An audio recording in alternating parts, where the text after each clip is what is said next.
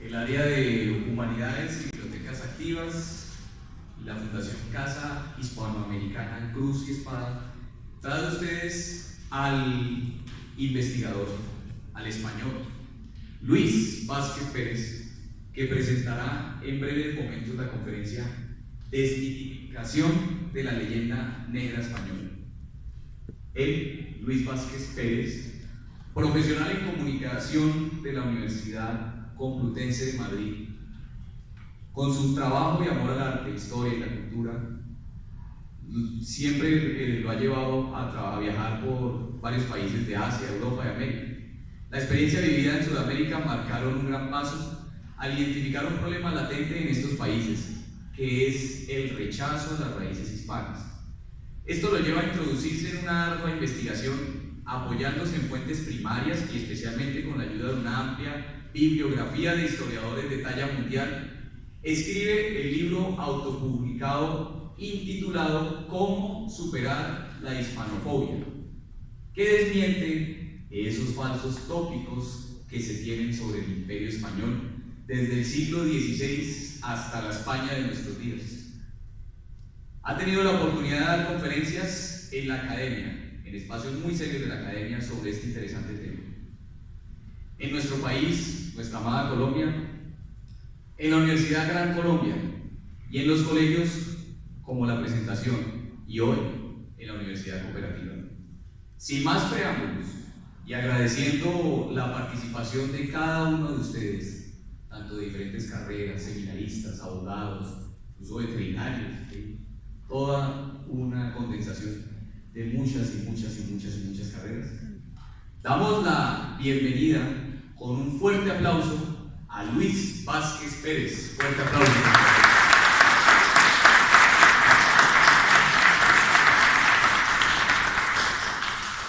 Muchas gracias. Bueno, a dos fenómenos. Uno es la leyenda negra, que es una propaganda que se ha convertido en la historia oficial, ¿no? Imaginaos que se convierte en historia oficial lo que la gente, vuestros enemigos, dicen de vosotros. El vecino que os odia o el compañero de clase que es vuestro rival es el que escribe vuestra biografía. Pues es un poco lo que ha pasado con España. La historia oficial la han escrito los enemigos mortales de España, que han sido Francia, ha sido Reino Unido, los independentistas holandeses, porque recordemos que una parte de Holanda también pertenecía a España, y también los protestantes alemanes, Lutero. La imprenta en Europa empieza a extenderse precisamente con publicaciones, digamos, publicaciones basura, tipo revistas de famosos y cosas de estas, pero aplicado a hablar mal de España. Esos son, digamos, el principio de la expansión de la imprenta. Esta primera proyección que tenéis aquí son los grabados que ellos hacían para ir contra España. Son dos, aunque no se vea la división. La izquierda es un grabado donde los españoles supuestamente están echando a los indígenas a los perros para que se los coman. Y en la segunda podemos ver como un español va a golpear contra la pared a ese niño indígena y otro está quemando colgados a otros indígenas.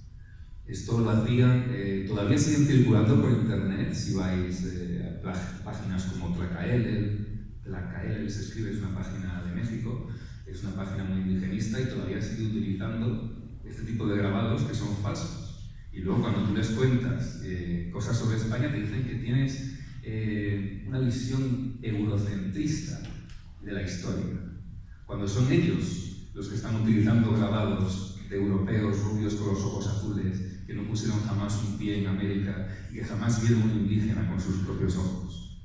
Fíjense, por ejemplo, en esta mujer de la derecha, la clásica rubia indígena.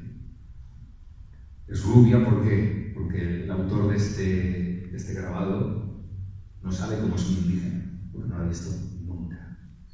Igualmente, el hombre que se están comiendo los perros parece de una estatua de la antigua Grecia o de la antigua Roma, más que un indígena. Y es normal, porque cuando tú no has visto algo, ¿cómo lo vas a representar? Entonces, vamos a la siguiente diapositiva, por favor. Aquí vemos otro de los grabados grabados falsos que nos va a introducir hacia uno de los grandes falsos tópicos de España, que es la Inquisición. Este grabado también sigue circulando por internet cuando ese aparato de tortura jamás fue utilizado por la Inquisición. La Inquisición solo tenía 3 métodos de tortura que se usaban nada más por minutos. No era una cosa que vamos a torturarte durante horas hasta que confieses algo, como hacen ciertas organizaciones hoy en día, sino que duraba una serie de minutos y había un protocolo para utilizar esa tortura si ellos lo consideraban necesario. La Inquisición ha pasado a la historia como el tribunal más sanguinario y más violento y creadora del oscurantismo en Europa, ¿no? Cuando verdaderamente fue, dentro de su contexto, el tribunal más suave que había en toda Europa. A tal punto de llegar a la situación que algunos que eran condenados por un tribunal civil incurrían en una blasfemia para que en lugar de estar en una cárcel civil le llevaran a una cárcel de la Inquisición porque se estaba mejor en esa cárcel que en la civil. Entonces, todos los que precisamente hablaban mal de España y de la Inquisición fueron los que más mataron por religión. En la primera etapa de la Edad Moderna, Alemania mató a 25.000 brujas. En Francia, 4.000. En España, menos de 50, 49, 48, creo que importa. O sea, fijaos cómo es la Inquisición y cómo ha llegado a nuestros días la imagen, ¿no? La Inquisición española condenó a muerte en 3 siglos y medio a 5.000 personas, hablando sobre todo de la península. Por ejemplo, para que establezcamos una comparación, la sacrosanta Revolución Francesa que nos trajo la libertad, la igualdad y la fraternidad, solo en el año de gobierno de Robespierre fueron ejecutadas entre 30.000 y 40.000 personas en un año. Recordemos, Inquisición, 3 siglos y medio, 5.000 personas. Un año de Robespierre en la República Francesa, 30.000 a 40.000, no se sabe, porque fueron muchos. Y respecto al oscurantismo, los libros que prohibió la Inquisición respecto a la ciencia fueron muy escasos, y sin embargo, el tribunal que condenó a Lavoisier, que era un importante científico francés, dijo: la República no precisa ni científicos ni químicos, no se puede detener la acción de la justicia. Entonces, ¿dónde estaba el oscurantismo y dónde estaban las luces? Es lo que cabe preguntarse después de todo esto. También fue, de hecho, un inquisidor llamado Salazar y Frías quien propuso que debía de dejar de quemarse brujas, porque aquello era, pues, básicamente un fraude, por decirlo mal y pronto. También me gustaría que alguien me dijera cuántos indígenas creen que mató la Inquisición en América. Alguien que se atreva a dar una cifra. ¿Usted, por ejemplo, me daría una cifra? No sé, 2.000. Vale. ¿Alguien más me da una cifra, por ejemplo? 2.600. ¿Alguien da más? Por aquí ofrece el 2.600. Esa cifra no es fácil de dar por dos razones fundamentales. Esto ocurre con los niños indígenas en misiones. Ese dato de los niños que morían cuando se hospitalaban a los indígenas, y es una costumbre que nosotros le hicimos muy buena después de los españoles también, a los 70. Los estudios antropológicos le entregaban a los niños a las misiones, los ponían a hacer ejercicios varios. No sabemos qué pasaba con los niños, y los niños murieron. No es la cifra. Y son siglos de niños muriendo así. No me consta que haya estudios que demuestren que niños morían cuando las órdenes religiosas, que precisamente fueron las que más hicieron por proteger a los indígenas, me resulta un tanto contradictorio. Es la primera vez que lo oigo. Justo te paso el texto más tarde. ¿Perdón? Justo te paso el texto porque nosotros como colombianos también hemos estudiado mucho la situación. Existe el libro de Germán Castro, que es un periodista muy juicioso. Él fue a los archivos de Indias en España, le dio la oportunidad de sentarme con él a hablar del libro. Y lo que encontramos en El Huracán, que es un libro criollo, basado en los textos de las bibliotecas de iglesias españolas. Y es bastante pesado de leer. Y es muy juicioso en sus citas históricas. Yo quería venir a esta conferencia para escuchar esos temas. Hablaremos de esos temas, hablaremos de que hay que tener también cuidado con las crónicas, porque Bartolomé de las Casas se transformó en la Biblia de la leyenda negra por todo lo que escribió, y la mayoría de lo que escribió era falso. Y todavía Bartolomé de las Casas sigue siendo hoy una fuente que usan los académicos, y se ha demostrado que es falsa. Y las cifras que daba eran falsas. Decía que había 30.000 ríos donde estaba hoy la República Dominicana y Haití. O sea, Bartolomé de las Casas se inventó las cifras que le dio la gana. Y todavía se sigue utilizando hoy el famoso libro de las venas abiertas de la América Latina, utilizaba como base Bartolomé de las Casas, y era falso. Entonces, yo no me he leído absolutamente todas las crónicas, pero yo de todas formas estoy hablando de la Inquisición concretamente, de un tribunal que tenía una audiencia en Ciudad de México, otra en Lima y otra en Cartagena. No estaba hablando de otros acontecimientos, ahora mismo estoy hablando estrictamente de cuántos condenados figuran en las sentencias de la Inquisición. ¿Alguien había levantado otro la mano? ¿Sí? Vale. Entonces, la cifra de condenados indígenas por la Santa Inquisición es 0. Estaba prohibido terminantemente juzgar a los indígenas, pero hasta tal punto llegaba esta prohibición que hay una historiadora en México que hablaba sobre este tema y decía que había algunos mestizos que todavía podían parecer eran indígenas puros, y decían: no, yo soy indígena, para que no le juzgara la Santa Inquisición. El total de condenados a muerte por la Santa Inquisición en las 3 audiencias que había en América no supera los 150, porque la Inquisición sobre todo perseguía fundamentalmente falsos conversos, judíos, moros, musulmanes, protestantes, también los perseguía si los hubiera. Y también perseguía otros delitos, como, porque no era solo un tribunal religioso, perseguía delitos como la pederastia, como el proxenetismo, falsificación de moneda incluso. Hasta la primera ley, entre comillas, ley antitabaco que hubo en América, la hizo la Inquisición también. Había un escrito de la Inquisición que decía que fumase, pues recibiría tal condena, ¿no? Pero bueno, simplemente que sepáis que la cuestión de la Inquisición ha sido como el malo de una película de Disney. Simplemente se ha retratado, se ha hecho una caricatura completamente falsa. Cuando se empezó a hablar de la Inquisición y de los muertos, todavía no se tenía acceso a los archivos de la Inquisición, es decir, que se estaban inventando las cifras los primeros historiadores que escribieron sobre la Inquisición, porque no tenían acceso a ellas todavía. Entonces, este es el primer, digamos, gran pilar de la leyenda negra, la Inquisición. Luego, aclarar unos términos, por ejemplo, que todavía sigue extendido el mito de que Colón iba a la India, y que aquí se le llamaron indios a los indígenas porque Colón creyó llegar a la India, y eso es completamente falso. Colón iba a las Indias, que no es lo mismo que la India. Las Indias se llamaba a las, digamos, las tierras del Extremo Oriente, inclusive las que todavía no estaban descubiertas, porque los europeos y, por ejemplo, Oceanía y toda esa parte todavía no estaba explorada, ¿no? Entonces, luego cuando se descubrió América, se descubrió que había otro continente, se distinguió entre Indias orientales e Indias occidentales, y por eso aquí esto se siguió llamando las Indias. No tiene nada que ver con la confusión de la India. Luego el segundo término que me gustaría aclarar es el de Latinoamérica, ¿no? Porque aquí se escucha mucho decir nosotros los latinos. Nosotros los latinos son los del Lacio, en Italia, donde nace el latín. Porque hay gente que dice, yo no soy hispanoamericano, yo soy latinoamericano. Entonces, ¿pero tú qué hablas, español o hablas latín?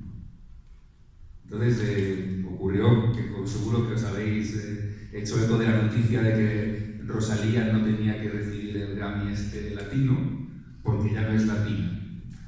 Siguiendo la lógica de la palabra latino, Rosalía es 100% latina. Los otros que lo han recibido han sido 50% americanos y 50% latinos. Por eso son latinoamericanos.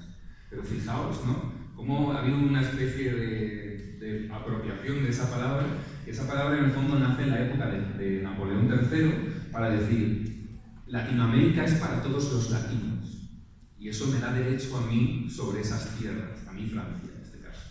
Entonces Francia empezó a intervenir en México sobre todo, y básicamente era un término que servía para el imperialismo francés, que ahora se dice orgullosamente, incluso indígenas latinoamericanos, se dice orgullosamente como si fuese una palabra de aquí de toda la vida, y como si el latín fuera una lengua indígena ancestral de hace miles de años. Entonces, fijaos cómo han ido construyendo, cómo han ido falsificando incluso hasta la forma de llamarlos. La misma denominación de América, que viene de Américo Vespucio, este señor se inventó un relato sobre un viaje que había ido por América y descubrió supuestamente que era un nuevo continente. Y se le atribuyó el descubrimiento de un nuevo continente por una confusión. Una confusión que vino en una imprenta de Lorena, que estaba en Alemania, entre comillas, porque no existía Alemania. Y entonces luego corrigieron esa confusión, pero ya era tarde, ya se había generalizado el término. Pero Américo Vespucio no merece darle nombre a este continente porque Colón descubrió ya antes que esto era un continente. Porque Colón no murió, como dice la historia, pensando que había muerto en la India, para nada. Colón ya cuando llegó al Orinoco ya dijo, esto es un nuevo mundo, no unas islas que pueden estar cerca de lo que es Oceanía. Es un nuevo mundo, lo dijo bien claro. Entonces, me gustaría leeros unas citas del estudioso Philip Powell, que escribió un libro que se llama La leyenda negra. Las quiero leer porque es que él mismo lo sintetiza y lo resume muy bien. Y dice, un invento contra España que surge en el mismo siglo XVI, que se extiende por el mundo y perdura hasta hoy.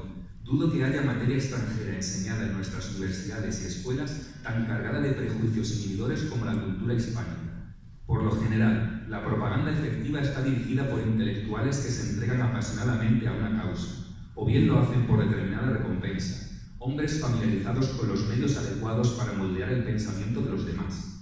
Esto es lo que a menudo ha sucedido con las propagandas antiespañolas, tanto en tiempos pasados como en la actualidad. Hay otros pueblos y naciones que tienen que soportar tipismos clásicos y caricaturas nacionales o raciales, pero sufrir por tanto tiempo una historia deformada intencionadamente y un tipo de literatura para viajeros sobrecargada de ofensas ha correspondido a España. Esto es básicamente la leyenda negra, un invento de literatura barata para viajeros, como bien dice Philip Powell.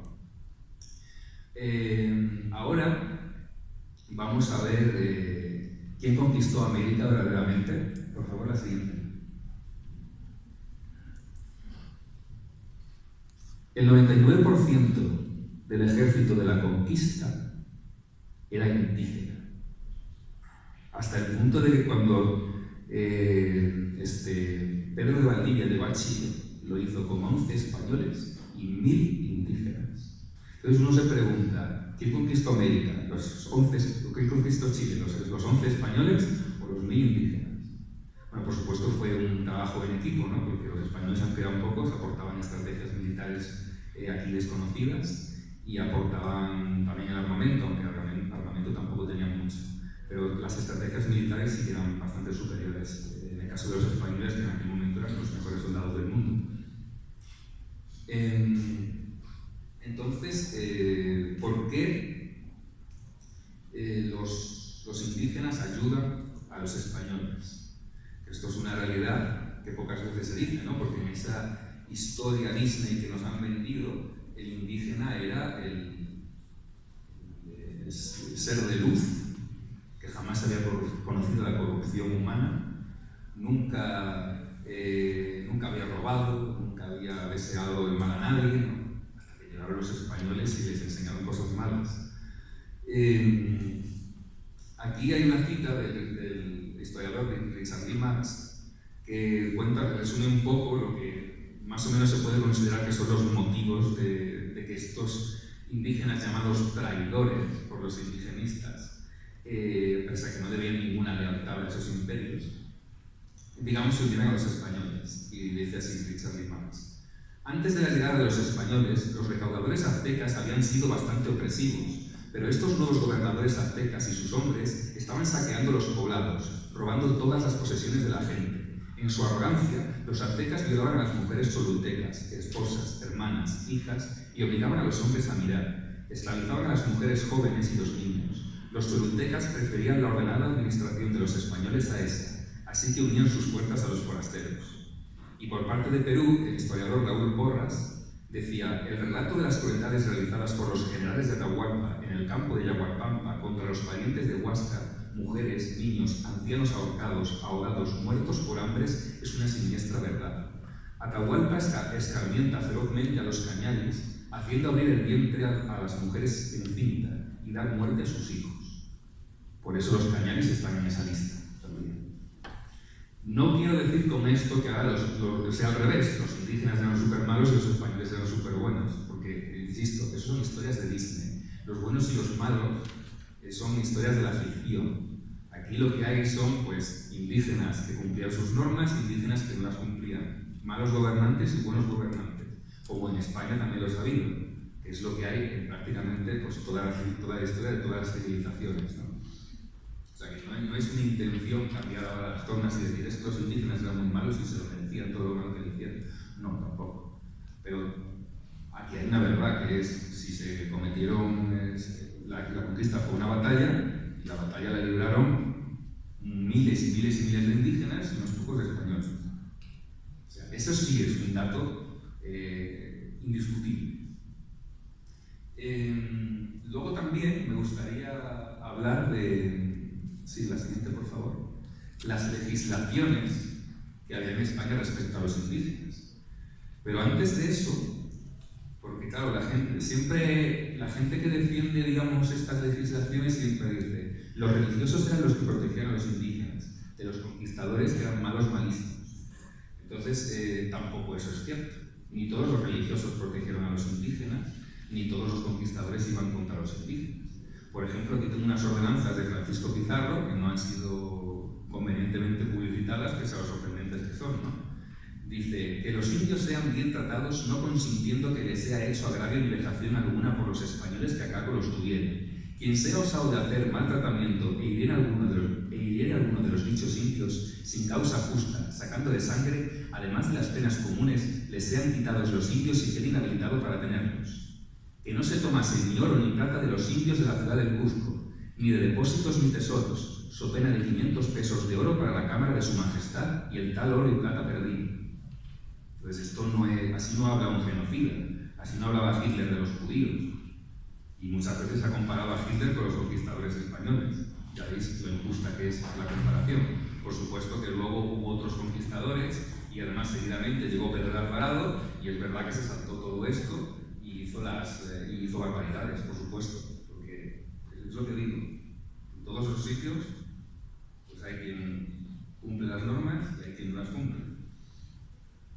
Y respecto a las leyes, las primeras, estas de mi izquierda, son las leyes de Burgos, de 1512.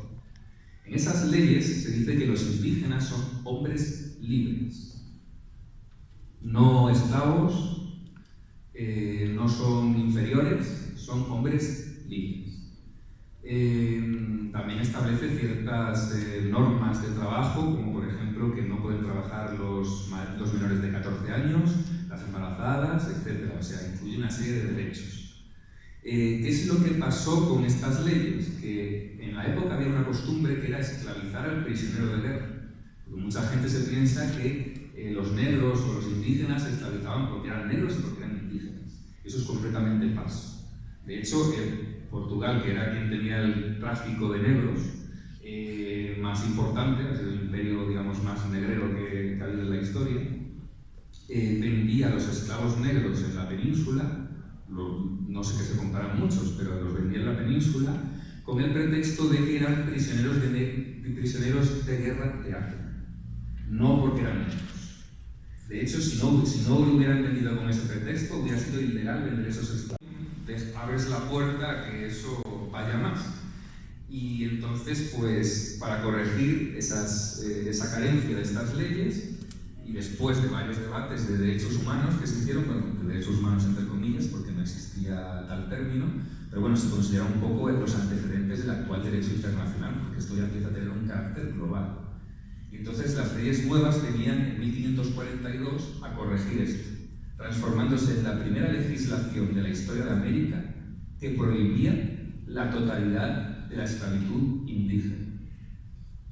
Y esto, que es un logro tan importantísimo, ha pasado a la historia como esas leyes que no se cumplían.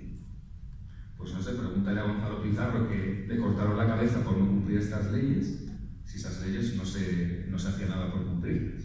O que le pregunten a Martín Cortés, hijo del conquistador Hernán Cortés, que fue torturado y desterrado de México por no querer cumplir estas leyes. O a todos los que metieron en la cárcel por no querer cumplir estas leyes. Y no digo que se obedecieran al pie de la letra, porque siempre que hay una ley, siempre hay alguien que se la salva. Pero no entra dentro de la normalidad. Nadie dice, uy, es que hay muchos países que no cumplen los derechos humanos. Eso de derechos humanos es una tontería. A nadie lo dice. Pese a que hay muchos países que no los cumplen. Pues entonces, ¿por qué dicen esto? Pues simplemente porque son leyes españolas y por tanto no tienen valor. Porque es así. Saquear, yo he llegado a la conclusión de que saquear, violar, matar, no es lo malo, lo malo es si lo hace un español. Si lo hace un indígena o si lo hace otro imperio, no pasa nada. Así funciona la historia oficial. Esa es la lógica. O cuando hacemos un documental o una película de romanos, siempre hablan de que los romanos mataban, esclavizaban o robaban el oro a la gente que vivía en la península. Que por cierto, la península ibérica era el segundo productor de oro del Imperio Romano. Los romanos se llevaron muchísimo oro de la península, pero ahí no decimos, italianos, devolvernos el oro.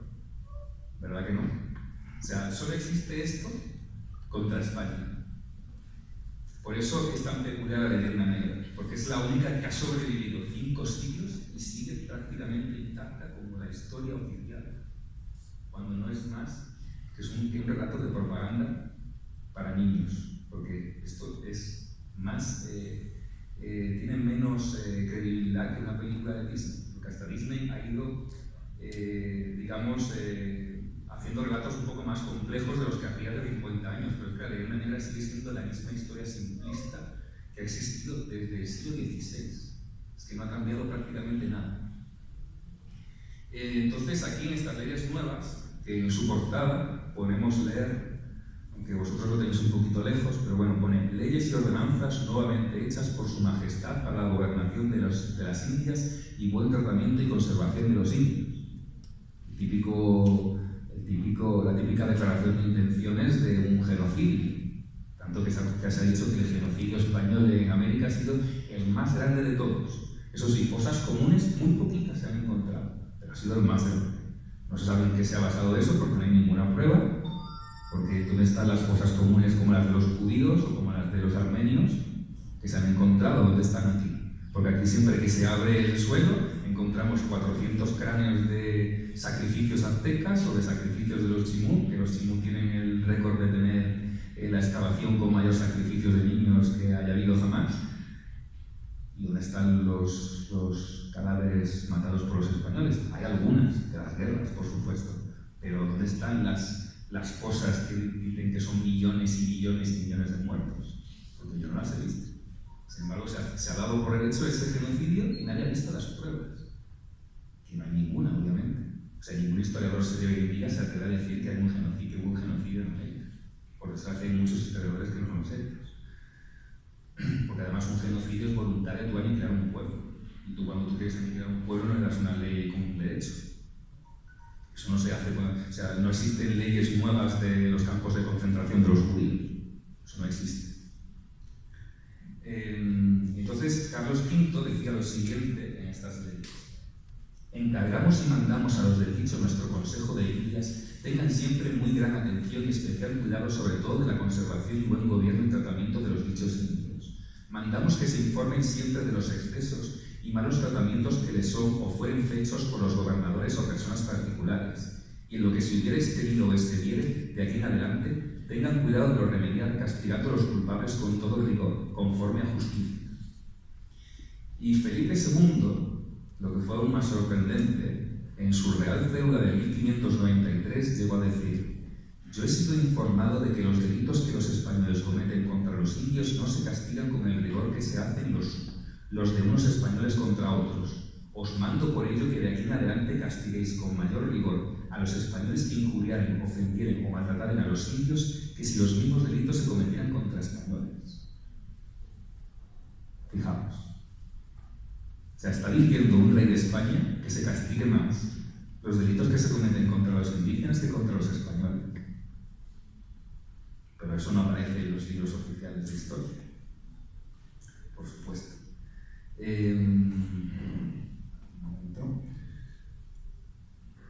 Lo siguiente que vemos es la recopilación de las leyes de Indias hasta Carlos II, es decir, hasta el siglo XVI y las del siglo XVII, el total de leyes que se había hecho.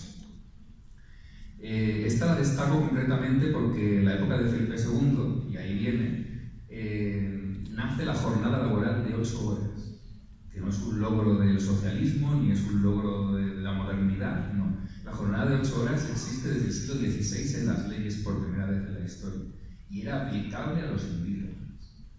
No, es que era solo para los blancos, no, era aplicable a los indígenas. Y estaba establecido que los domingos todo el mundo tenía que dejar de trabajar e ir a misa, para igual para españoles que para indígenas, para todos. El domingo libre es una práctica que viene desde hace mucho, ¿no? Luego tenemos, siguiente por favor, los primeros libros en lenguas indígenas, como prueba de la destrucción cultural que hicieron la destrucción de la cultura indígena que hicieron los malvados españoles, ¿no? Ese proceso de colonización que supuestamente consiste en imponer tu idioma, tu religión y todo. Cuando eso es completamente falso. Los verdaderos imperios coloniales, que fueron los ingleses, o los holandeses o los franceses, no enseñaban su lengua a los indígenas, simplemente los iban reemplazando. No les enseñaban ni su lengua ni su religión, ni se imponían absolutamente nada. Lo único que les imponían era que fueran abandonando poco a poco su territorio. Entonces, eso de que el proceso de colonización, que eso es un verdadero proceso de colonización, consiste en imponer tu cultura, es completamente falso.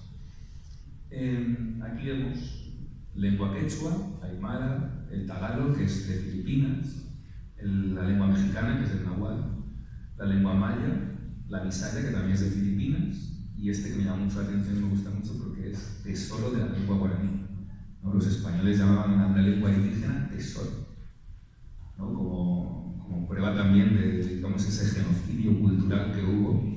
Sí es verdad que los españoles se veían a sí mismos con el deber de evangelizar, es decir, sustituir las religiones indígenas por el cristianismo, cosa que era ilegal hacer por la fuerza, aunque no digo que no hubiera casos en los que se hiciera por la fuerza, pero era ilegal. Y este tipo de medidas lo que prueba es que, a excepción de la religión, el resto de las culturas de la cultura indígena no pretendía ser borrado. De hecho, ¿cuántos indígenas, cuántos miles y miles de indígenas hablando cientos de lenguas suyas y conservando sus tradiciones mejor que los españoles, que se supone no hemos sido conquistados por ningún imperio maligno, y sin embargo ellos conservan sus tradiciones mejor que los propios españoles las conservamos? Entonces, eso solo tiene una explicación, y es que no hubo borrado de la cultura indígena a excepción de la religión, que, insisto, era ilegal hacerlo por la vía violenta, lo cual no quiere decir que alguno se saltara la ley y lo hiciera por la vía violenta. Hubo casos, y por ejemplo en Yucatán con los mayas hubo una imposición violenta, un intento de imposición violenta que llevó a quemar los códices, que luego a su vez los españoles los intentaron restaurar, otros que vinieron después. Sobre todo también en el proceso de la conquista es muy difícil mantener el orden. El orden se fue estableciendo poco a poco. Imaginaos que, bueno, una era que no existen telecomunicaciones, ni aviones, ni nada. O sea, cada vez que había que enviar una carta al rey, ponte a esperar. Entonces era muy complicado, y aún así yo creo que llegaron bastante lejos para lo complicado que era en aquella época tener un orden, ¿no? También existe, pasa por favor, las primeras universidades de América. En Brasil no aparece en el mapa, pero Brasil no tenía ninguna. Y Harvard, 100 años después, que las primeras esta de abajo que veis aquí es la de Lima, la de arriba es la de Santo Domingo. La de Santo Domingo fue la primera en construirse, la de Lima la primera en ser oficial. Y Harvard, pues eso, nació como una escuela un siglo después que la de Lima o que la de Santo Domingo, ¿no? Más o menos un siglo, un poco menos. Entonces, ¿es que esas universidades eran para los blancos? No. Recientemente el Colegio de México ha publicado un libro sobre que es verdad, tuvieron dificultades de discriminación, españoles pobres, indígenas pobres, mulatos pobres, porque era una sociedad muy clasista y pues la gente de bien quería que la universidad fuera solo pues una cosa de las clases altas. Y pese a que hubo normativas en contra de estas clases bajas, lograron su título universitario. El indígena pobre logró su título universitario en la Universidad de México, que es donde está hecha esa investigación. Los indígenas que se llevaban las hermandades religiosas lo hacían a los colegios. Hay un colegio enorme, que ya me hubiera gustado a mí tener un colegio así en mi pueblo cuando yo iba al colegio. O sea, un colegio enorme en la Ciudad de México, precioso, donde los jesuitas acogían a los pobres indígenas, mestizos, españoles. Era un colegio para pobres. Y eso existía en el Imperio Español. No era todo privilegio para los blancos y lo demás nada. Y de hecho, por favor, siguiente diapositiva. Bueno, se olvidaban los hospitales, los primeros hospitales de América. Yo vengo de Santo Domingo de ver las ruinas del primer hospital de América, fundados también para blancos, para indígenas, para todos. Y destaco el Hospital de Jesús de Hernán Cortés porque es el hospital más antiguo del mundo hispano que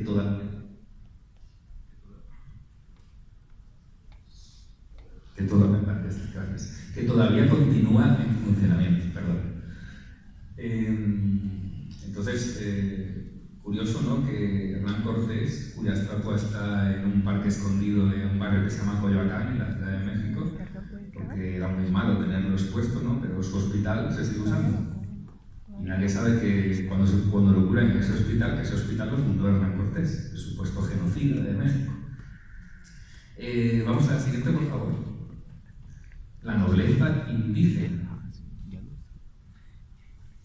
Aquí había nobleza indígena. El señor de la izquierda, el de azul, el fondo azul, es un señor de Tlaxcala, en México.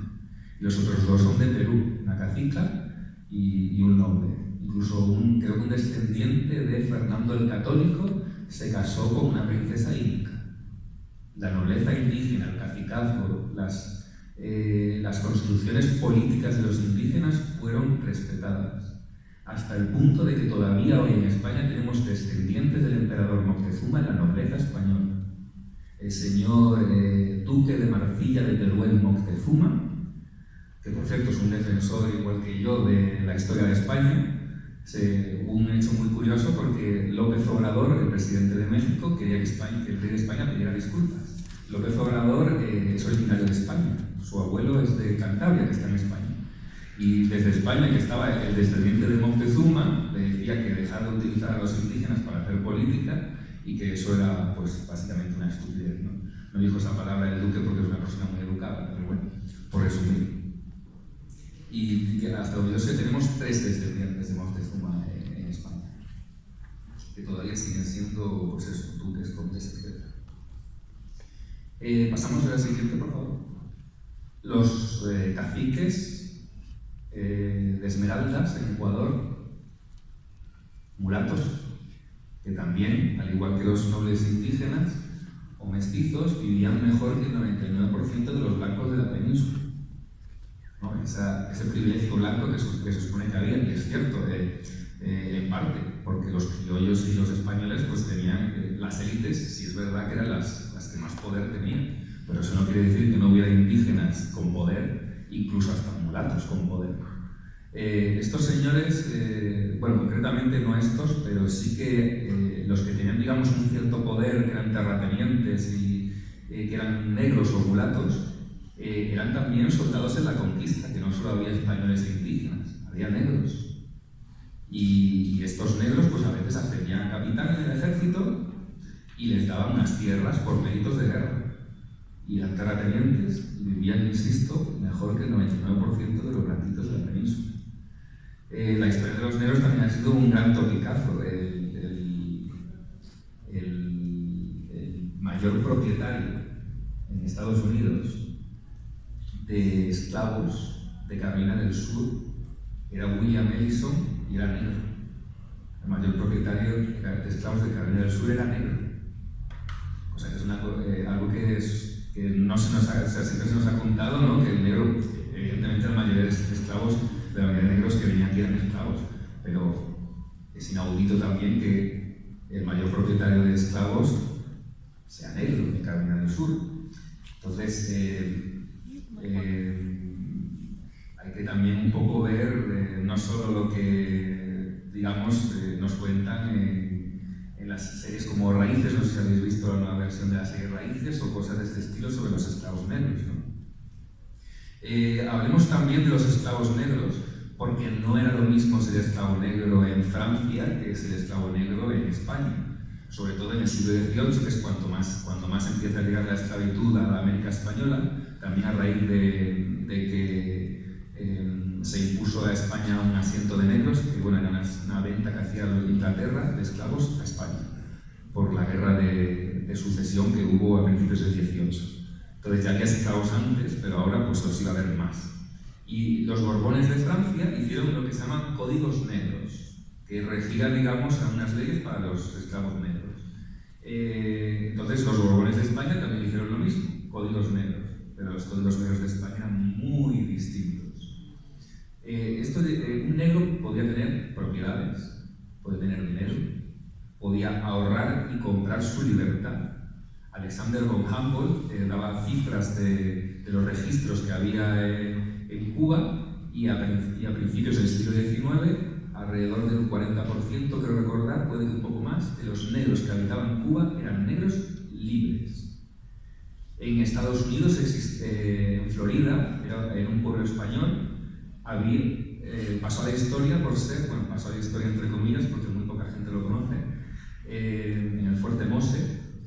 Podéis ir a verlo, todavía hay negros que hacen representaciones allí vestidos con el uniforme de España, uniforme militar. Y ese fue el primer pueblo de negros libres, autogestionado por negros, que hubo en Estados Unidos. Y estaba bajo la autoridad española, completamente aprobado. Y muchos de esos negros, además, estaban asalariados en el ejército español que estaba allí. Y luego lo más sorprendente, y esto que sería muy impactante para una película, cuando un amo maltrataba severamente a su esclavo, el esclavo podía ir a un juzgado y denunciar que se le estaba maltratando. Y se celebraba un juicio y era el esclavo quien denunciaba a su dueño. Y si se demostraba, como de hecho todavía existen documentos de las actas de esos juicios, y también Alexander von Humboldt, que es un naturalista que estuvo haciendo un viaje por toda América española, vio un caso concreto de una mujer que estaba maltratando a su esclava con una tijera. La esclava le denunció y fue liberada. El juez decretó la liberación de la esclava por haber sido severamente maltratada. Entonces, por supuesto que voy a decir que la esclavitud es buena y que todo fue bueno, y no. De hecho, los reyes, digamos que la esclavitud la toleraban. O sea, no les gustaba, porque a ellos no les producía la esclavitud. No ganaba la corona española con la esclavitud de los negros. Ganaba la gente que tenía plantaciones de azúcar, o que tenía minas, o que la corona española no tenía las plantaciones de azúcar. Y bueno, ciertas minas sí que daban oro a la corona española, pero sobre todo, eso era el grueso, las élites criollas, incluso estos mismos caciques negros, podrían tener también otros esclavos negros. Y además traían negros porque el indígena, tanto que no se cumplían esas leyes, el indígena no era esclavo.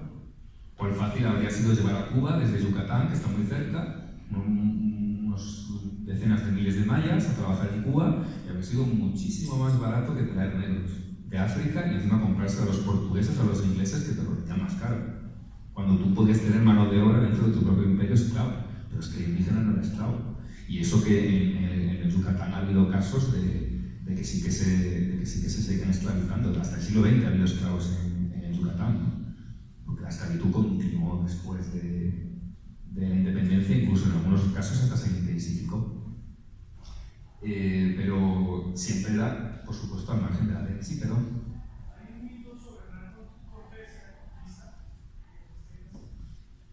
que él les dio una manta con vihuela, pero había una disputa entre los españoles y un desembarque y se habla un señor Pánfilo que estaba enfermo, que no fue una táctica militar para tomar lo que fue porque se marcaron que este negro estaba enfermo y fue porque los indígenas. Estaba leyendo otras crónicas y en las crónicas dicen a papá del Pioín, no, Hernán Cortés ideó una guerra biológica que no se quedó en los infectados. Pero hay otra crónica que habla que el otro barco es un negro que se llamaba Pánfilo, que era de otro capitán que estaba en Cuba, en los territorios, y no se sabe cómo él terminó allá. Y él fue persiguiendo, pero no le enviaron a infectar a nadie. Sí, sí. Se quedó. Se fue enfermo, alguna forma lo llevaron, lo encontraron, no se sabe cómo. Pero hay cierto mito muy ya desmentido de esta conquista de Hernán Cortés como de armas biológicas. Hasta el disco dice, las primeras armas biológicas de Hernán Cortés no fue él. Sí, sí, lo entiendo. Bueno, a ver, los españoles tampoco tenían un manejo de la enfermedad. O sea, eso sí que se hizo de las mantas, pero eso que dice de las mantas sí se hizo posteriormente. Lo hicieron los ingleses en Estados Unidos, incluso en Brasil, ya incluso después de la independencia también se hizo. Pero el manejo de la guerra bacteriológica en aquel momento pues no era muy amplio, por así decirlo. Es muy difícil saber ese tipo de cosas porque ni ellos mismos sabrían cómo se contagió verdaderamente los indígenas. Posiblemente a lo mejor ni vieron cuando sucedió. O sea, las crónicas nos dan ciertas ideas, pero también hay que tener en cuenta que en fin, que ni ellos tenían conocimientos en medicina suficientes, ni es que es muy difícil saber. O sea, no sabemos todavía lo del coronavirus como para saber cómo se infectaron los aztecas. O sea, que es muy difícil determinar ese tipo de cosas, ¿no? ¿Por dónde iba? Vale, estábamos hablando, sí, de los esclavos negros. Sobre los esclavos negros, sí, creo que esto era todo. Vamos a pasar a la siguiente. Bueno, esta es otra de las pinturas de la nobleza indígena, que la podéis ver a la izquierda. Esto es de Cuzco, esta pintura, y pues a la derecha veis a los criollos, que hay un matrimonio ahí, porque esto es un cuadro de una boda, ¿no? Es un fragmento, luego sigue abajo, pero bueno, yo quería resaltar esa asistencia de la nobleza indígena a esta boda criolla, ¿no? Pasamos a la siguiente, por favor. Bueno, también se ve un poquitillo oscuro, lo siento. Quería también resaltar el mestizaje. En Estados Unidos era ilegal en los años 60 en muchos estados que un negro y una blanca se casaran. En España había una ley de matrimonios mixtos desde Fernando el Católico en el siglo XVI, a principios del siglo XVI. También me gustaría que miraseis el tipo de ropa que llevan. O sea, estamos hablando de mestizos, de mulatos, y sin embargo se les ve bien vestidos, ¿verdad? No se les ve como harapos ni pobres por el hecho de ser de otras razas, ¿no? Que también lo sabían. También es verdad que la clase baja era indígena, pero también es verdad que era la masa de la población, porque los indígenas siempre fueron la mayoría. Por eso yo siempre digo, si los indígenas odiaban tanto a los españoles, ¿por qué no los expulsaron desde el principio? Porque a Perú fueron 400 españoles y había miles y miles de indígenas, sobre todo después de que Atahualpa cayera.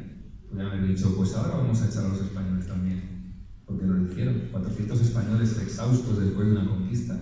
Blanco más fácil, imposible. Una minoría étnica bastante vulnerable. Además, ya habiéndose aprendido, como hizo por ejemplo Lautaro, el líder este mapuche, Lautaro se aprendió las técnicas, era el paje de Pedro de Valdivia, se aprendió sus técnicas, se las enseñó a los suyos y no hubo forma de conquistar a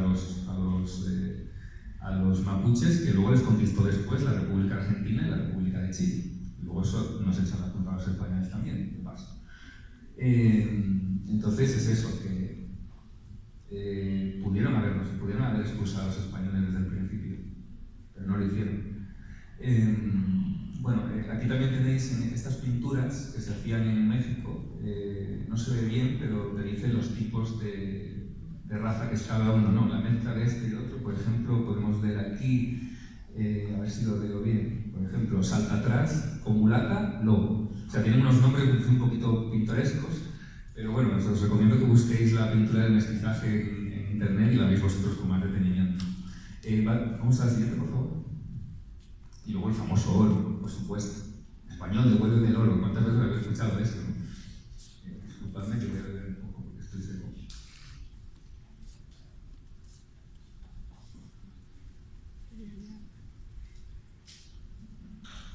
Bueno, el supuestamente inmenso oro que España se llevó de América. Aquí vemos, bueno, hay un PDF que siempre saca una organización que recaba datos sobre minería del mundo, y entonces, según esta organización, pues en 2015 el oro extraído de Perú fueron 150 toneladas, siendo el quinto productor mundial. En 2016, 120 toneladas en México, octavo productor mundial.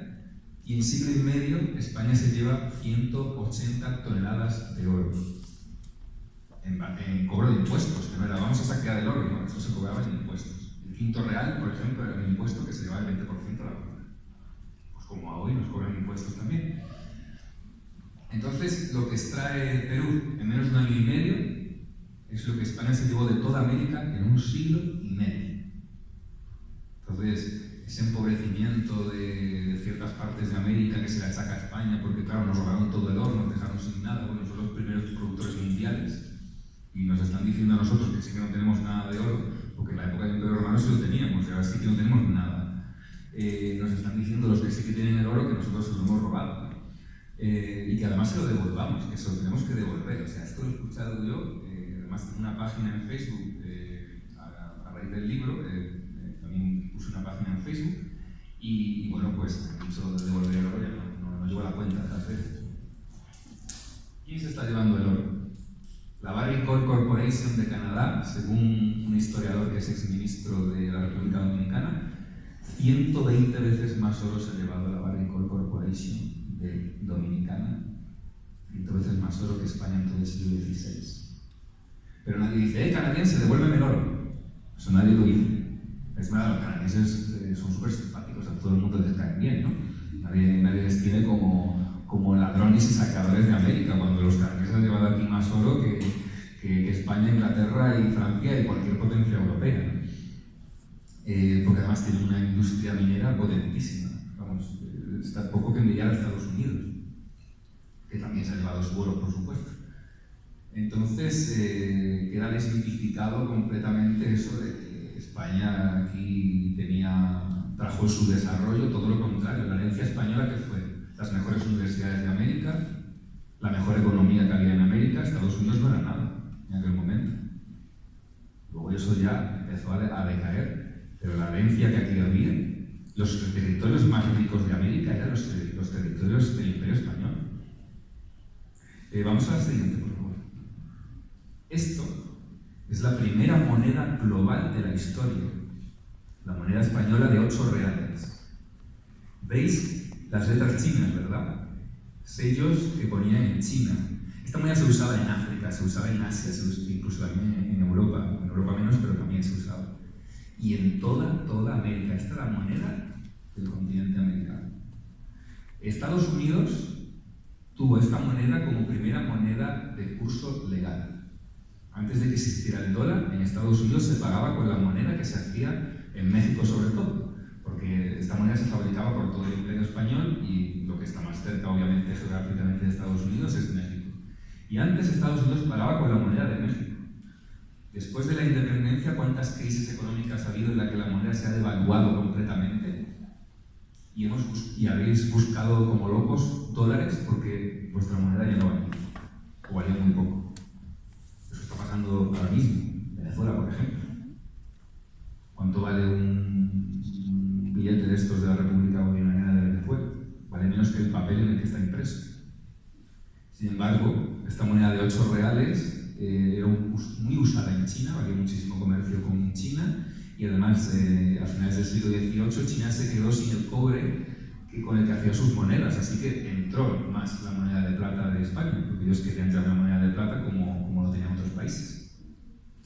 Si se fijan, además, ven que hay 2 columnas en esta moneda del centro. Esas dos columnas donde pone Plus Ultra se ve. Esa columna con esa cinta en forma de S es el símbolo del dólar, porque el dólar está basado en esta moneda y el símbolo viene de esta moneda, que también utilizáis para vuestros pesos. Ese raya con la S. Pues es de la columna esta del escudo de España con la cinta donde dice Plus Ultra. Pasamos a la siguiente, por favor. Y bueno, como el último de los hitos que tuvo España antes de caer como imperio fue la primera campaña internacional de vacunación de la historia. A principios del siglo XIX, este señor que se llama Balmis, que es un médico de una región de España que se llama Valencia, le propuso al rey que para terminar con la epidemia de viruela que estaba asolando Europa y que amenazaba también gravemente a América, marcharan barcos con la vacuna para ir vacunando a todo el que se pudiera, desde San Francisco hasta Santiago de Chile, y luego a Filipinas, y luego hasta China, en la provincia de Cantón también vacunaron algunos, y hasta en colonias, en islas coloniales de Portugal y de Inglaterra. Santa Elena, que era, por ejemplo, la de Inglaterra. Hasta sus máximos enemigos les vacunaron, ¿no? Entonces, es verdad que gran parte de la catástrofe demográfica que hubo se debió a las enfermedades, involuntariamente, al menos hasta que se demuestre lo contrario, pero sí que fue voluntad de los españoles frenar la viruela, que había llegado también en sus barcos, pero las enfermedades iban a llegar. O sea, las enfermedades no llegaron aquí por culpa de los españoles. Si los españoles no llegan aquí, ya llegan otros. Hay una vez llegado tarde o temprano aquí y habría portado enfermedades que había en otros lugares del mundo, porque eso era inevitable. América no iba a estar aislada, no, vamos a estar aquí aislados todo el tiempo, como cierta tribu que hay por ahí en Asia que están completamente aislados, no están inmunizados a muchas enfermedades, pero eso no era posible con todo un continente. Eso a lo mejor lo puede hacer una tribu perdida de Asia, pero tarde o temprano iba a llegar aquí alguien y va a traer alguna enfermedad en algún momento. O sea, eso era inevitable. Y bueno, simplemente un agualongo de pasto que defendió a los mascusos. Tenemos a un mapuche que lleva el uniforme del Imperio Español, porque los mapuches, aunque no fueron conquistados, ayudaron a los españoles en la defensa del Imperio, se comprometieron a él y aceptaron al rey de España, aunque nunca fueron conquistados. En fin, tenemos a varias personalidades, tenemos a los tlaxcaltecas que ayudaron muchísimo a los españoles, tenemos al alférez, este señor que lleva aquí como una especie de bandera, estandarte, ese era el alférez indígena que presidía las procesiones en Cuzco. En fin, una serie de, digamos, para resumir un poco nuestra herencia, que estuvo llena de dolor, pero también estuvo muy llena de hitos históricos no reconocidos, porque cualquier cosa de estas que lo hubiera hecho otra civilización estaría ahora mismo archirreconocido, y sin embargo, por el hecho de que haya sido el Imperio Español archienemigo de los que han escrito la historia oficial, pues han quedado completamente olvidados, o si se les recuerda con desprecio, ¿no?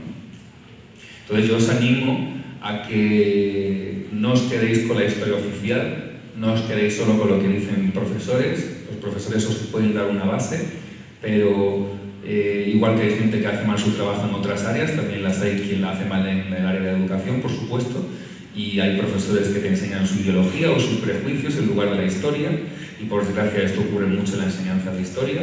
Entonces, lo que os animo es a no caer en la falacia de autoridad. La falacia de autoridad es cuando algo es verdad porque lo ha dicho el profesor, lo ha dicho el académico, lo ha dicho el experto.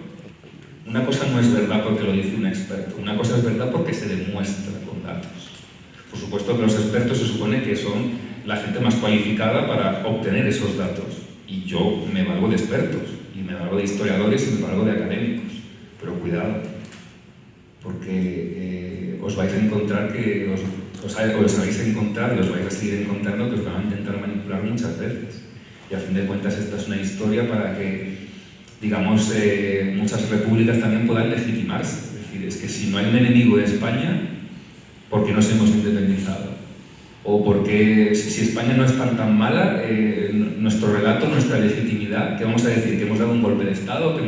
No, tenemos que decir que luchábamos por la libertad, ¿no? En los libros de historia se liberó Cartagena, se liberó Santa Fe, ¿se liberó de qué?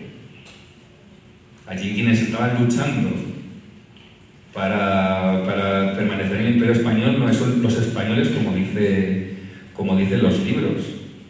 Eran la gente de Santa Fe contra la gente de Santa Fe y la gente de Cartagena contra la gente de Cartagena. Y había algunos españoles y también ingleses en otro lado, pero era una guerra civil. Entonces nos han contado esta fábula, ¿no?, con estos jugulares sobre cómo fue la historia del Imperio Español, cómo fue la historia después, pero solo con que no sepáis la historia, pero apliquéis la lógica, el relato se cae. Los españoles hicieron un genocidio, ¿para qué? Los españoles destruyeron la cultura indígena, entonces todas las culturas indígenas que hay hoy, ¿por qué no están destruidas? Como en Norteamérica. Entonces es una cosa que, no os digo tenéis que leer una tonelada de libros, o sea, por lo menos ser críticos, usar la lógica y decir, bueno, pero esto es posible. ¿Es posible que 400 españoles aniquilaran a millones de indígenas? ¿Es posible que hubiera 100 millones de indígenas en América y murieran 90? En América habría 13 o 14 millones. Las estimaciones nunca son creíbles del todo, porque hay estimaciones desde 14 hasta 100. Entonces, cuidado también con las estimaciones. Pero es esto, o sea, usad la lógica. Si no os interesa mucho la historia, por lo menos usad la lógica y veis, lo que me está contando es posible. Y verdaderamente cuando empecéis a haceros esa pregunta es cuando vais a descubrir en qué os han engañado y en qué no os han engañado. Y bueno, pues simplemente eso, este llamamiento al espíritu crítico, y ya doy por concluida esta conferencia. Si tenéis preguntas, estoy a vuestra disposición. Bueno, pues alguien quiere que hacer una pregunta, ¿y qué le pasaría el micrófono? Pues yo tengo una pregunta por mi parte. Usted mencionó pues Bartolomé de las Casas, pues, que es un cronista que es muy citado, ¿cierto? Muy citado, y usted expresa una tremenda desconfianza hacia él, ¿cierto? Que tenía un sesgo. ¿Podría de pronto elaborar por cuál sería el sesgo que tenía Bartolomé de las Casas, porque hizo esas crónicas de esa manera? Como para elaborar un poquito acerca de ese cronista que es bastante citado en América. Bueno, Bartolomé de las Casas, hay un libro escrito por un historiador que se llama Menéndez Vidal, que se llama El padre de las casas y su doble personalidad, que ahí es, o sea, a partir de ese libro como que la gente ya empezó o sea, la fuente de las casas, digamos, empezó a desacreditarse, ¿no? O sea, las casas que primero dice que hay que sustituir la esclavitud indígena por negros, unas casas que empieza siendo encomendero y luego se transforma en el superdefensor de los indígenas, unas casas que dice que hay 30.000 ríos y no dice cuándo los ha contado. O sea, verdaderamente el relato de las casas, os digo, usad la lógica, leedlo y decid si os parece posible o si os están contando la historia de los muy buenos y muy malos que cuenta Disney. Es simplemente eso. No tengo tampoco mucho más que decir de las casas. O sea, claramente fue una fuerte desmentida, sobre todo por las cifras tan alocadas que daba, y por tanto yo no la tomo en consideración, como sí puedo tomar en consideración otras fuentes, ¿no? Pues Montesinos, por ejemplo, pues es un poco más creíble. O sea, yo no digo que las denuncias que hacían los religiosos de este tipo fueran todas falsas, pero una cosa es que hubiera españoles abusando. Es como si, por ejemplo, los historiadores del futuro van a estudiar Colombia leyendo crónicas sobre los asesinatos que se tienen lugar del narcotráfico, por ejemplo. Entonces van a llegar a la conclusión, haciendo el mismo reduccionismo que hace ahora, de que todos los colombianos se dedicaban a traficar con drogas y a matar a gente por la calle. Pues eso es un poco el reduccionismo que se está haciendo con el relato de Bartolomé de las Casas. Y eso no es verdad. O sea, la realidad de Colombia es que, bueno, hay una minoría que se dedica a esto y que está haciendo mucho daño al país, pero la mayor parte de la gente se dedica a hacer su vida normal y corriente, como se dedicaban en aquel momento los españoles, que no venían a matar indígenas ni se les pasaba por la cabeza. O sea, pensad un poco con lógica y ved que las caricaturas nunca pueden ser reales. Si hay alguna pregunta más. ¿Una pregunta más? También una invitación. Vale. No, es que estamos precisamente, yo soy conferencista del Banco de la República, soy profesor acá de especializaciones. Estamos todavía con el bicentenario. Mañana vamos a hablar de las políticas económicas españolas y el fracaso de nuestra política económica nacional. Muy a propósito, por eso vino a la conferencia, bueno, ¿qué podemos encontrar ahí? El Banco de la República mañana tiene conferencia sobre el tema. Entonces es interesante que puedan asistir a la conferencia mañana porque se hilan muchos temas de los que vamos a hablar, de los que se hablan hoy, pero en cuanto a tema económico, estamos hablando mucho de historiografía y de economía y de derecho. Entonces es un aviso parroquial para las que quieran asistir mañana al Banco de la República a la derecha mía, acá arriba, a la derecha mía. Ya que mencionas lo de la economía, como yo ya me lo veo venir, una advertencia también, porque lo leí en uno de los libros de escuela que tenéis aquí en Colombia, porque estuve haciendo fotos de libros de escuela en una biblioteca que estuve en Circasia, y decía que en Hispanoamérica no se había desarrollado industria por el monopolio español. Y de hecho fue justo al contrario, no fue intencionado, pero volvemos a pensar con lógica otra vez. Una pequeña península de Europa a miles de kilómetros de aquí, abasteciendo con industria a todo el continente, imposible. No sé ni siquiera cómo se les ocurrió que eso podía ser posible. Entonces, ¿qué fue lo que pasó? Que Hispanoamérica empieza a desarrollar, sobre todo en México y Perú, que es donde estaba lo más rico. Lima y Ciudad de México eran las ciudades más ricas de América hasta que se independizaron, lo fueron. Desarrollar una industria. No era una industria más puntera ni con una super tecnología, ni láser, ni nada por el estilo. Pero era una industria que se hizo necesaria porque como había un monopolio que algunas veces no se cumplía porque claramente Estados Unidos, las 13 colonias comerciaban con México, con Brasil también se comerciaba y Buenos Aires ya era el sumum de entre comillas, el libre comercio, que es el contrabando, por cierto. Buenos Aires era, hasta que se creó el virreinato del Río de la Plata, era de las ciudades más pobres de América y era justo la que más acceso al libre comercio tenía.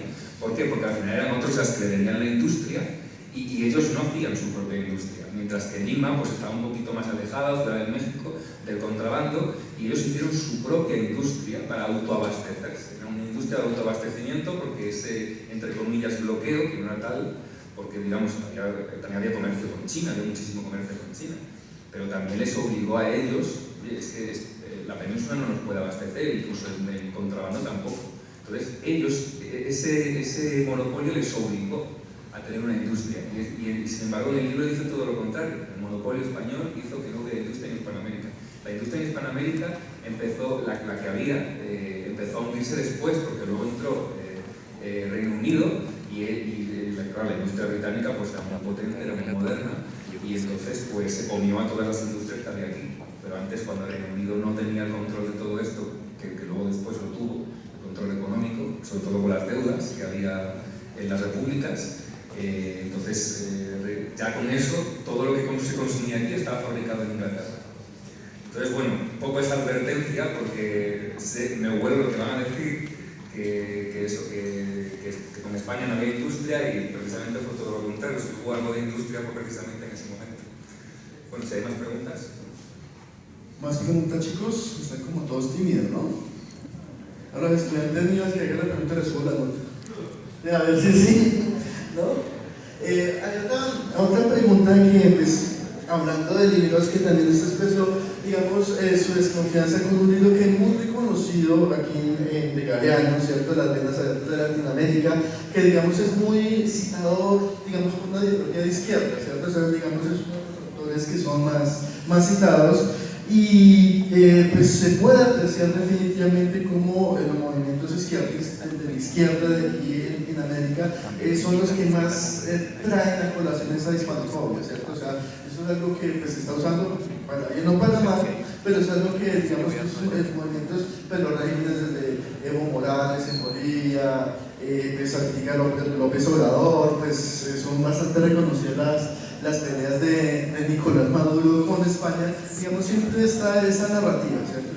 Esa narrativa anticolonialista, el mismo en Bolivia hay un ministerio anticolonialista, etcétera, ¿cierto? Entonces, no sé ¿qué apreciación tiene pues, particularmente ese libro, que es digamos el libro que es tan citado por los movimientos de izquierda pues, aquí en América? Bueno, Eduardo Galeano, que duda cabe de que fue un expertísimo novelista, y de hecho era tan bueno que escribió una novela llamada Las venas abiertas de América Latina y la gente se creyó que era verdad. Fue un poco, yo lo comparo un poco con La guerra de los mundos de George Orwell, de Orson Welles. No conoceréis la historia, pero Orson Welles leyó La guerra de los mundos, el libro de La guerra de los mundos, por radio, y la gente se creyó que era cierto y que venían los extraterrestres, y todo el mundo empezó a hacer acopio de víveres y a irse y a llenar las carreteras y todo, ¿no? Pues es un poco eso, un señor que escribe una ficción y se transforma en una realidad y se transforma en una ideología. Yo siempre digo que una de las ideologías más, digamos, más contradictorias es el marxismo bolivariano, del cual se nutre Evo Morales, el chavismo y bueno, y Correa también en Ecuador, en menor medida, pero también. Y esto no es un ataque contra Marx, porque de hecho digo esto porque es Karl Marx el primero que insulta a Simón Bolívar diciéndole unas cosas. No me he traído las citas de Karl Marx, por desgracia, pero os animo a que leáis las citas de Karl Marx sobre Simón Bolívar. O sea, es como en España, como si dices, eres un comunista franquista o eres un uribista comunista, no sé. Una cosa así muy contradictoria, ¿no? Es un Frankenstein ideológico, ¿no? Porque primero cogen una pieza de Karl Marx, pero a la vez son muy cristianos, y luego Simón Bolívar, que además era conservador.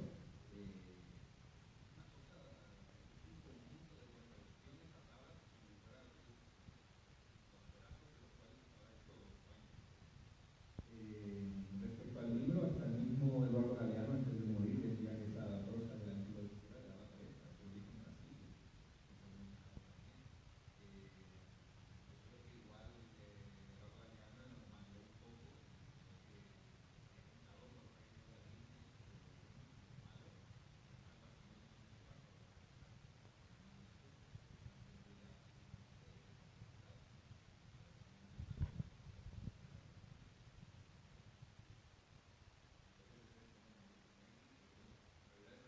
Es más larga porque hablo mucho de la independencia también, pero bueno, aquí solo había venido para hablar del Imperio Español.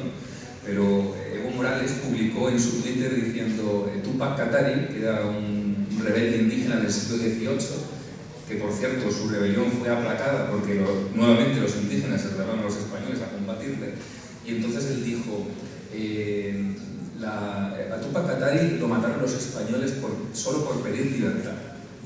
Y os voy a leer lo que pedía Tupac Katari en una especie de llamamiento que hizo para su revolución. Dice: manda el soberano Inca rey de los Aymaras que pasen a cuchillo a todos los corregidores, sus ministros y caciques, cobradores y demás dependientes, como asimismo a todos los chapetones, criollos, mujeres, niños de ambos sexos y toda persona que parezca ser española o lo sea, o que a lo menos esté vestida a imitación de tales españoles. Hasta donde yo sé, esta es la primera limpieza étnica ordenada en Sudamérica. Yo no sé si habrá habido otro llamamiento así, porque, como digo, no soy conocedor de absolutamente todos los documentos que han pasado por los 3 siglos del Imperio Español, pero esto, hasta donde yo sé, es el primer llamamiento de limpieza étnica, que el señor Evo Morales decía que no, que Tupac Katari era una víctima del colonialismo español que solo pedía libertad. Bueno, yo os reto, de verdad que os reto a que encontréis palabras de reyes españoles que sean la mitad de esto. O sea, que digan, vamos a matar a los indígenas o a cualquiera que vaya vestido como indígena. Os reto que encontréis incluso algún conquistador que diga eso. Pedro de Alvarado, que era un sanguinario, estaba casado con una...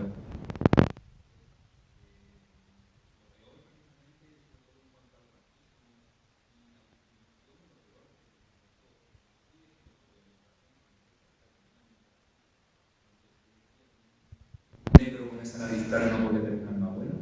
Y luego ya en el siglo XIX...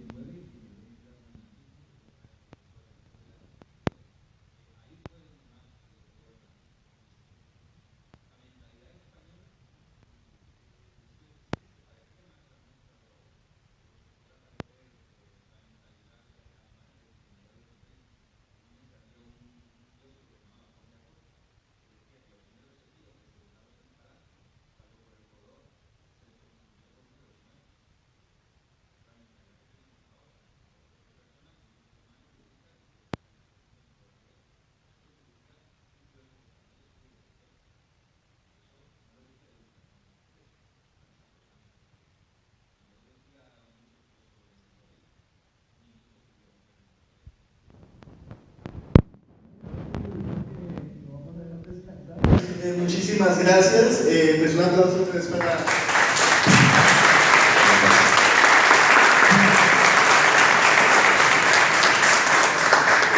Entonces vamos todo terminado. Muchas gracias a ustedes.